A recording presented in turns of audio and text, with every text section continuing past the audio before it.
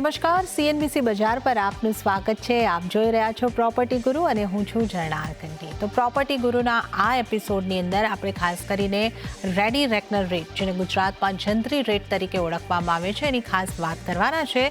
ખાસ કરીને આ નવા નાણાકીય વર્ષ એટલે કે 1 એપ્રિલથી ગુજરાત અને મહારાષ્ટ્ર બંનેની અંદર નવા રેડી રેકનર રેટ કે જંત્રી રેટ આપણે ઓળખતા હોઈએ છીએ લાગુ થવાના હતા.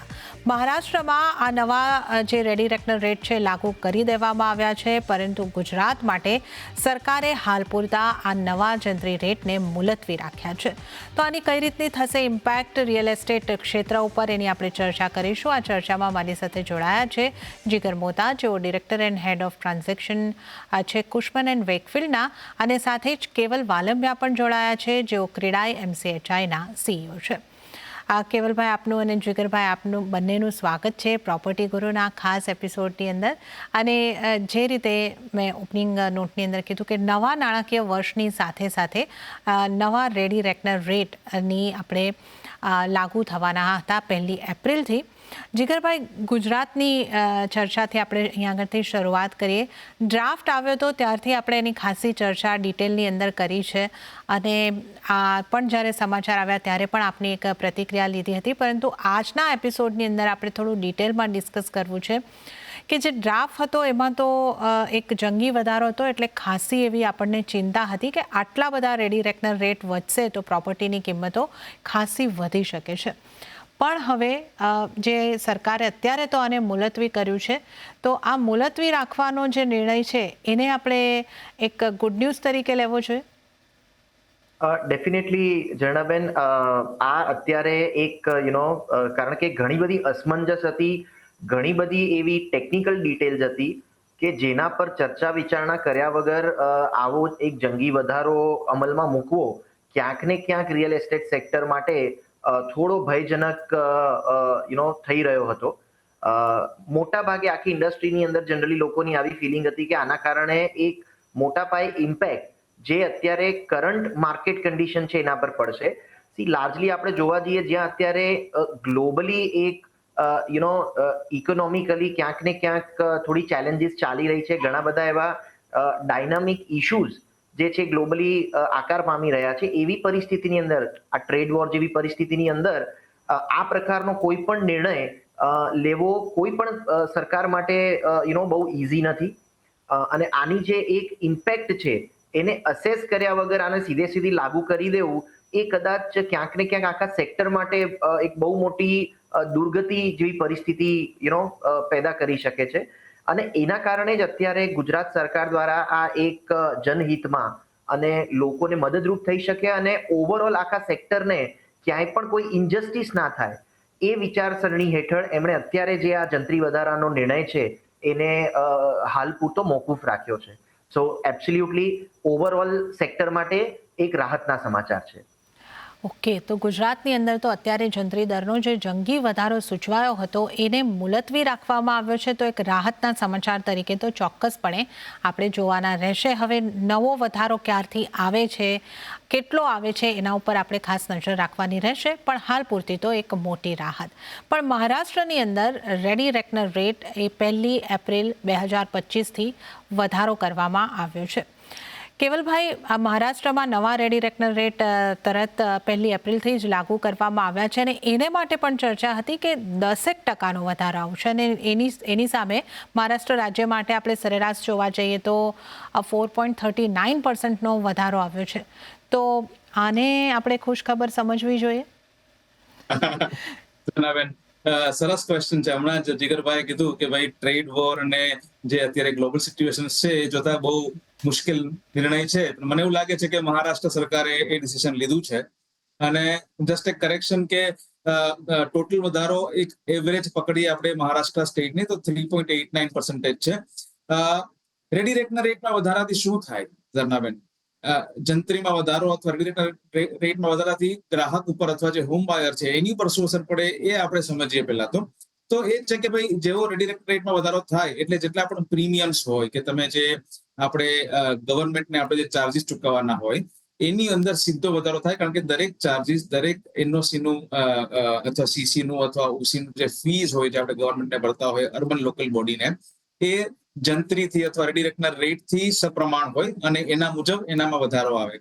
એટલે આ જે વધારો જે છે એ તમે જેમ એવરેજ તમે જેમ કીધું એમ મારા હિસાબે 3.89% છે. એ બહુ જટિલ પ્રક્રિયા છે. સતત સરકારી અધિકારીઓ એને એસેસ કરતા હોઈએ છે કે ભાઈ માર્કેટ વેલ્યુ શું છે, કયા ભાવે પ્રોપર્ટીઝ વેચાઈ રહી છે, અને એ મુજબ એ લોકો એમાં એક વધારો સૂચવતા હોય છે, જે આ વખતે 2022-23 પછી હમણાં લાગુ થયો છે મહારાષ્ટ્રમાં.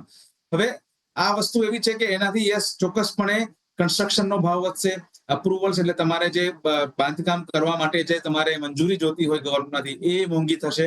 એટલે એનો સદંતર એક ચોક્કસ વધારો તમને હોમ પ્રાઇસીસ પર જોવા પણ મળશે. અનફોર્ચ્યુનેટલી અથવા fortunately this is a market practice, અને આ પણ જરૂરી છે, એક પગલું છે. એટલે મને એવું લાગે છે કે 3 વર્ષ પછી એ લોકોએ વધાર્યું છે, એક સરાહનીય પગલું છે, અને I have to accept it even if I don't accept it. Okay, તો અહીંયા આગળથી આપણે જે રીતે વાત કરી છે કે લગભગ 3.89% જેવો એક સરેરાશ મહારાષ્ટ્ર રાજ્ય માટે આ રેડી રેકનર રેટની અંદર વધારો છે. હવે વધારો થયો છે એને આપણે આપણા ઉપર લાગુ તો થવાનું છે, કારણ કે જે રીતે અહીંયા આગળથી કેવલભાઈએ સમજાવ્યું છે, કન્સ્ટ્રક્શન કોસ્ટ જે બધી મંજૂરીઓ લેવાની છે એની કોસ્ટ પણ અહીંયા આગળથી વધશે, અને એ છેલ્લે ગ્રાહક ઉપર પણ થોડું પાસ થઈ શકે છે. તો આ તો એક છે, પણ જે 10%નો વધારો આપણે જોતા હતા એની સામે આપણે આને એક રાહતના સમાચાર તરીકે વર્ષની નવા ફાઇનાન્શિયલ યરની શરૂઆતમાં જો આપણે પોઝિટિવ રીતે જોઈએ તો ચોક્કસપણે જોઈ શકીએ છીએ. જીગરભાઈ, ગુજરાતની જ્યારે આપણે અહીં આગળથી ખાસ કરીને વાત કરી રહ્યા છે, તો આપે પણ અહીં આગળથી વાત કરી કે એક જંગી જે ડ્રાફ્ટ હતો એની અંદર સૂચવાયો હતો, અને લગભગ છેલ્લા 1.5 વર્ષ પહેલાં કે હવે 1.25 વર્ષ પહેલાં એક વધારો થયો હતો, જે પણ મોટો લાગ્યો હતો, અને આ વખતનો તો ખૂબ જ મોટો વધારો હતો, અને એના પહેલાં લગભગ 10-11 વર્ષ સુધીનો મોટો ગેપ હતો. તો હવે આ જે આખી સ્થિતિ છે એને જોતા આપણે શું આકલન લગાડી શકીએ કે વધારો હવે જે આવશે, લાગુ તો અત્યારે મુલતવી થયો છે, પણ આ વર્ષની અંદર લાગુ તો કરવામાં આવશે, તો એમાં કોઈ સુધારો કરવામાં આવશે કે મોટો જ વધારો હોઈ શકે? સો જણાબેન, જેમ કેવલભાઈએ બહુ સરસ રીતે આ વાતનું આકલન કર્યું અને બહુ પોઝિટિવલી એમણે કીધું કે ડેફિનેટલી ક્યાંક ને ક્યાંક આ એક સિસ્ટમ અને પ્રોસેસ છે, અને આ પ્રોસેસને ડેફિનેટલી હંમેશા માટે ટાળી નથી શકાતી, એટલે આને એક્સેપ્ટ કરવી જ રહી. પણ ઓવરઓલ માર્કેટની સિચ્યુએશન જોતા શું આ વધારો એઝ ઇટ ઇઝ હશે કે નહીં, એના પર અત્યારે કંઈ પણ કમેન્ટ કરવી કદાચ વ્યાજબી નહીં ગણાય, કારણ કે આ જે આખી પ્રક્રિયા છે એ સંપૂર્ણપણે માર્કેટ રેટને સંલગ્ન છે. એટલે જ્યાં સુધી સરકારી રેકોર્ડ ઉપર આ પ્રકારના ટ્રાન્ઝેક્શન્સની જે વેલ્યુ છે એ પ્રોપર વેમાં ડિફાઇન નહીં થાય ત્યાં સુધી આની અંદર કેટલો માતબર વધારો આવે છે, વધારો ચોક્કસપણે આવવાનો છે, એમાં કોઈ સેકન્ડ થોટ નથી. પણ શું આ વધારો છે એ ખરેખરમાં આવો માતબર હશે, આવો જંગી હશે કે નહીં, એ અત્યારે આપણે સરકારના એક નવા નોટિફિકેશન માટે રાહ જોવા પૂરતું મુલતવી રાખવું પડશે. ઓકે, તો આને માટે તો આપણે રાહ જોવી પડશે. નવું નોટિફિકેશન જ્યારે આવે છે અને એની અંદર શું આવે છે એ જોવાનું રહેશે. પણ જીગરભાઈ, એક બીજો એક પૂરક પ્રશ્ન આ અંગે વધારે મારી પાસે એ છે કે આ નિર્ણય મુલતવી રાખવા પાછળ કારણ કયા હોઈ શકે? સો જુઓ, લાર્જલી સરકારે જે અત્યારે રીઝન આપ્યું છે એ ટેકનિકલ રીઝનને આગળ ધરીને એમણે આ વધારાને અત્યારે મોકૂફ રાખ્યો છે. પણ લાર્જલી જો આપણે કદાચ ઇવેલ્યુએટ કરીએ આ આખી જે પરિસ્થિતિ છે એને, તો સૌથી પહેલા તો આપણે બજેટમાં જતા રહીએ. ગુજરાતનું જે બજેટ છે એની અંદર આ વર્ષને એક અર્બન યર તરીકે જાહેર કરવામાં આવ્યું છે. સો ડેફિનેટલી અર્બન ડેવલપમેન્ટની ઘણી બધી જે યોજનાઓ હતી એની માટે આ વર્ષ એક પૂરક વર્ષ બની રહેશે એવી એક આ બજેટની અંદર જાહેરાત કરવામાં આવી હતી. અને એ જાહેરાતના અંતર્ગત ગુજરાત સરકારે લગભગ 19,000 કરોડ કરતા વધારેનો રેવન્યુ ફક્ત આ સ્ટેમ્પ ડ્યુટી અને રજીસ્ટ્રેશનના અમાઉન્ટમાંથી એક બજેટેડ કરેલો છે. હવે આખી પરિસ્થિતિને જો આપણે મૂલવીએ, એમાં સૌથી મોટો જે ડર કદાચ ઇન્ડસ્ટ્રીની અંદર એક્સપર્ટ્સને હતો એ હતો કે કદાચ આ વધારો જો લાગુ કરવામાં આવે તો ડેફિનેટલી એની સીધી ઇમ્પેક્ટ છે એ ઓવરઓલ ટ્રાન્ઝેક્શન્સ ઉપર પડશે, અને કમ્પેરેટિવલી જે આ રિયલ એસ્ટેટના ટ્રાન્ઝેક્શન છે એ ગતિવિધિઓમાં કદાચ ઘણો માતબર ઘટાડો જોવા મળશે. અને જો એવું બને તો ડેફિનેટલી સરકારે પણ જ્યાં એક આ બજેટેડ નંબર્સ ક્યાંક ને ક્યાંક બજેટ કરેલા છે એમાં એક બહુ મોટો ઘટાડો આવી શકે છે. બીજું એક કારણ જે છે એ જેમ કેવલભાઈએ બહુ સુંદર રીતે સમજાવ્યું કે આ જે વધારો છે એ ફક્ત ને ફક્ત જંત્રી રેટમાં કે રેડી રેકનર રેટમાં નથી. આનો વધારો એન્ડ ટુ એન્ડ દરેકે દરેક પ્રક્રિયામાં થવાનો છે. જેમ કે તમે જ્યારે એફએસઆઈ નું પ્રીમિયમ ભરવા જાઓ છો એનું સીધો એક ઇમ્પેક્ટ જે છે આ વધારાની એફએસઆઈ ના પ્રીમિયમ ઉપર પડતી હોય છે, ટીડીઆર ના પ્રીમિયમ ઉપર પડતી હોય છે અને ઓવરઓલ સ્ટેમ્પ ડ્યુટી અને રજીસ્ટ્રેશન ઉપર પણ પડતી હોય છે. એ જોતા જે પ્રમાણે આપણી છેલ્લે વાત થઈ હતી લગભગ 30 થી 40% વધારો ભાવ વધારો જે છે એ ઓવરઓલ એ આખા રિયલ એસ્ટેટ લોબીની અંદર કેલ્ક્યુલેટ થઈ રહ્યો હતો. હવે આટલો મોટો સિગ્નિફિકન્ટ વધારો સડનલી જો કરવામાં આવે તો ડેફિનેટલી કોઈ પણ સેક્ટર કે કોઈ પણ માર્કેટ આને બહુ ઇઝીલી એક્સેપ્ટ ન કરે. સો આ એક બીજું કારણ હોઈ શકે છે કે આ વધારો જે છે એ સિમ્પલી આટલો મોટો માતબર ન થાય અને એન્ડ યુઝરને એનો બેનિફિટ ચોક્કસપણે મળી રહે એવી એક પ્રક્રિયા સરકાર એસ્ટાબ્લિશ કરવા માંગે છે. ત્રીજું એક રીઝન છે ક્રેડાઈ દ્વારા સ્ટેમ્પ ડ્યુટી રજીસ્ટ્રેશનમાં ઘટાડાનું, એક ફ્રી એફએસઆઈમાં વધારાનું, એક ફિક્સ અથવા લોઅર પ્રીમિયમ જે ટીડીઆર ઉપર ચાર્જ કરવામાં આવે છે એની એક રજૂઆત ક્રેડાઈ દ્વારા કરવામાં આવી હતી સરકારને. પણ ક્યાંક ને ક્યાંક સરકાર હજી આના ઉપર બહુ ફર્મ નિર્ણય લઈ નથી શકી એવું પણ એક કારણ આની પાછળ આવતું દેખાઈ શકે છે. સો ઓવરઓલ આપણે જે આ બધી પ્રક્રિયાને જોઈએ અને આ જે ટોપિક્સ પર આપણે વાત કરી આ મૂળ 2-3 કારણો અત્યારે દેખાઈ રહ્યા છે સિચ્યુએશનને જ્યારે આપણે ઇવેલ્યુએટ કરીએ. કેવલભાઈ, આપ જે રીતે જણાવી રહ્યા હતા મહારાષ્ટ્રમાં જે આ રેડી રેકનર રેટનો વધારો કરવામાં આવ્યો છે એની સીધી ઇમ્પેક્ટની આપણે વાત કરી તો જે રીતે આપણે સમજાવ્યું, એક તો વિવિધ મંજૂરીઓ લેવાની અંદર કોસ્ટ વધી જાય છે તો ડેવલપર્સને આ એક સીધી ઇમ્પેક્ટ આવવાની છે. ગ્રાહકોને પણ કેવી ઇમ્પેક્ટ આવશે અને આ જે વધારો અહીંયા આગળથી કરવામાં આવ્યો છે એને જોતા કેટલી મારા દર્શકોને જે ખાસ ઇન્ટરેસ્ટ હોય છે કેટલી કિંમતો વધી શકે એ અંગે આપ થોડો ખ્યાલ આપી શકો? જી ઝરનાબેન, આપણે પહેલા મહારાષ્ટ્ર સ્ટેટની વાત કરી તો જેમ આપણે વાત કરીએ ઓવરઓલ ઓન એન એવરેજ 3.89% નો વધારો આપણને જોવા મળ્યો છે. પણ આની ઇમ્પેક્ટ દરેક સિટી ઉપર, દરેક ક્ષેત્ર ઉપર અલગ અલગ રીતે પડશે કારણ કે બધી જગ્યાએ સમાન વધારો નથી. ફોર એક્ઝામ્પલ, સોલાપુર જેવા શહેરમાં આ વધારો 10.17% સુધી જઈ રહ્યો છે. થાણા જેવા શહેરમાં મહારાષ્ટ્રના આ વધારો 7.72 સુધી જઈ રહ્યો છે પર્સન્ટેજ સુધી વધારો. એટલે આ વધારો અલગ અલગ છે, અલગ અલગ ઝોન્સમાં. હવે આ વધારો કેવી રીતે થાય એની એક બહુ જટિલ પ્રક્રિયા છે જેમ મેં તમને પહેલા કીધું એમ. ખાસ કરીને ઉદાહરણ આપું તો મુંબઈ જેવા શહેરમાં જ 200 ઝોન છે એ લોકોના, 700 ઝોન છે એવા જે લોકોએ ઝોન કરેલો છે મુંબઈ સિટીને અને એ દરેક ઝોનનો વધારો અલગ અલગ છે.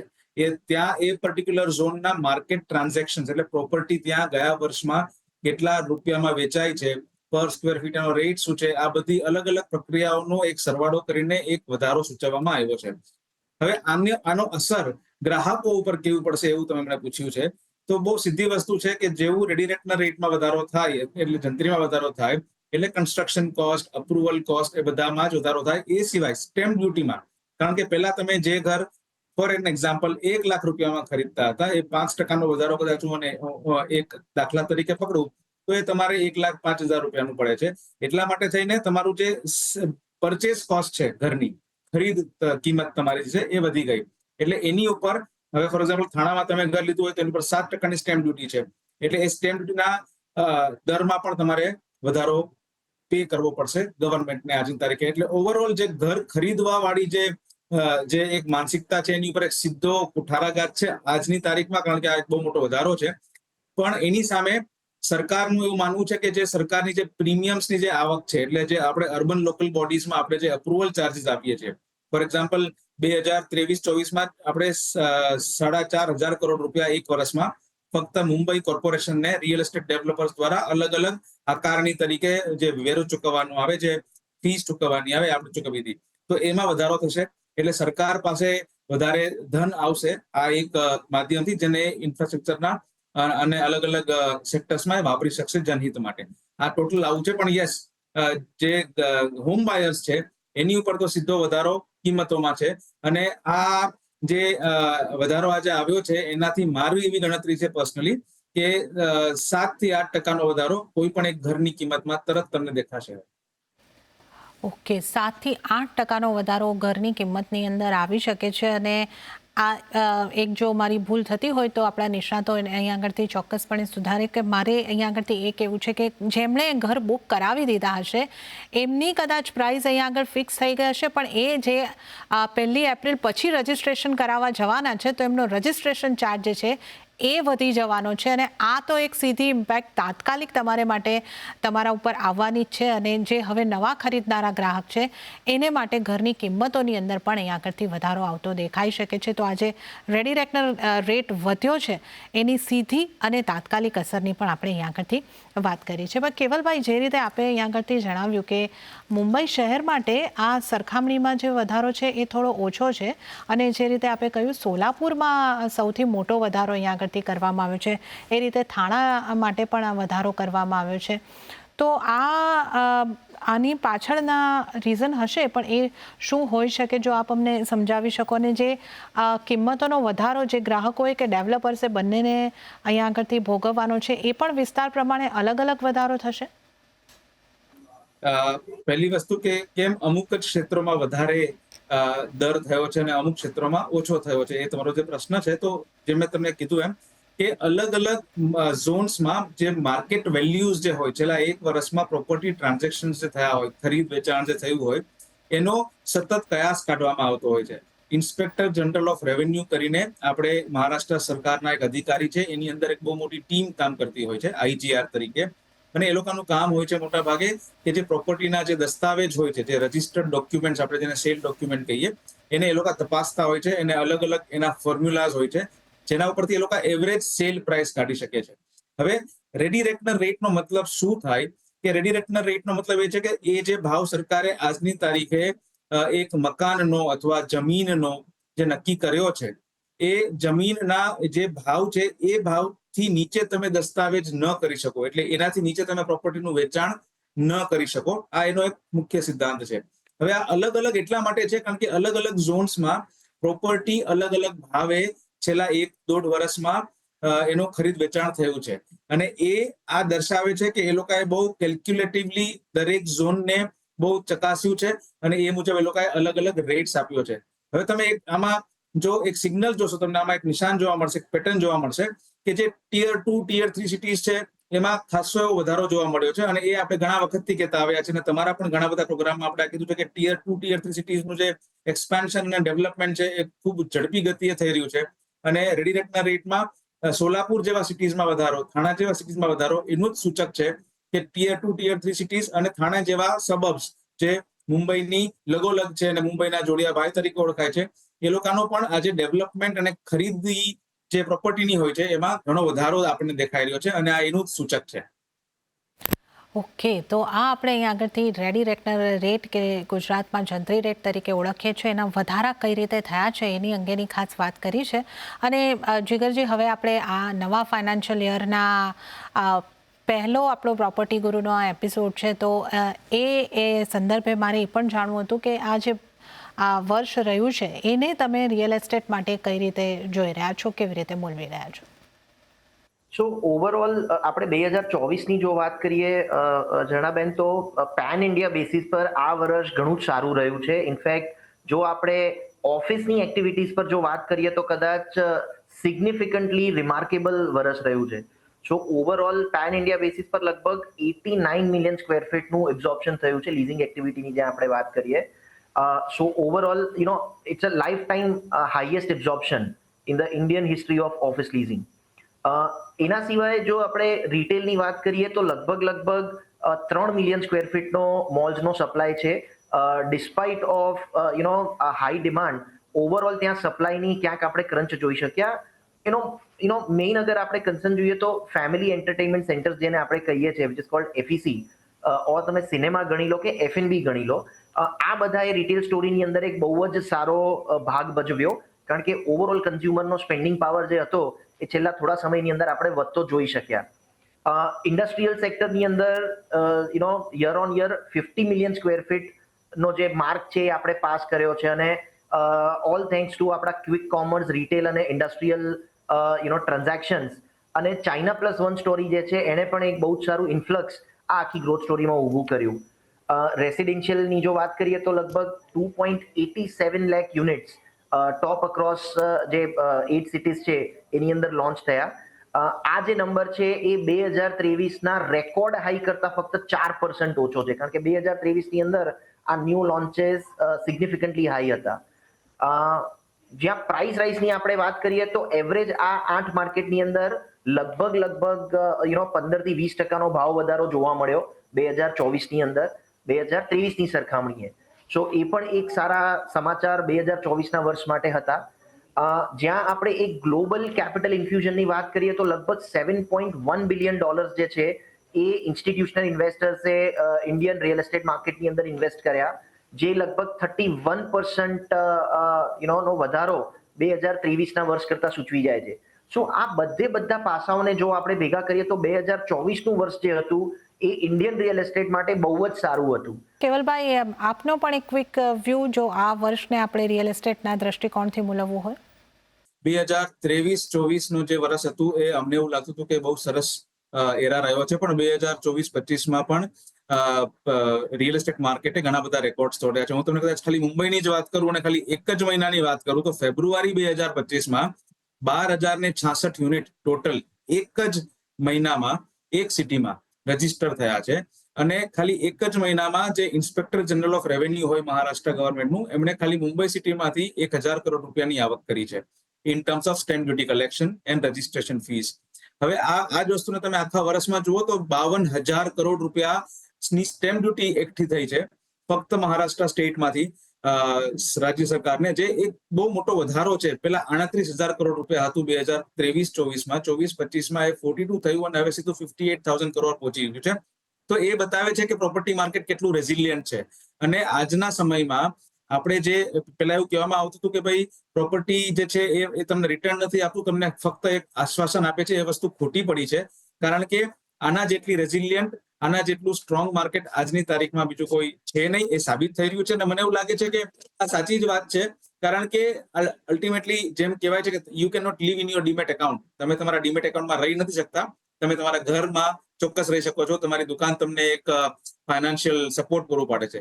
સો આઈ થિંક આ જે માર્કેટ છે એ બહુ સ્ટ્રોંગ રીતે આગળ વધી રહી છે ડિસ્પાઇટ ધ ગ્લોબલ ટેન્શન્સ. આપણે હવે આવનારા વર્ષમાં પણ આ રિયલ એસ્ટેટનો ગ્રોથ ચાલુ જ રહેશે એની ચોક્કસપણે આશા અને અપેક્ષા રાખી રહ્યા છે. અને ત્યારે જ કેવલભાઈ આપનો અને જીગરભાઈ આપનો ખૂબ ખૂબ આભાર. આપ અમારી સાથે સમય ફાળવી આ શો પર જોડાયા, આપનો ખૂબ ખૂબ આભાર.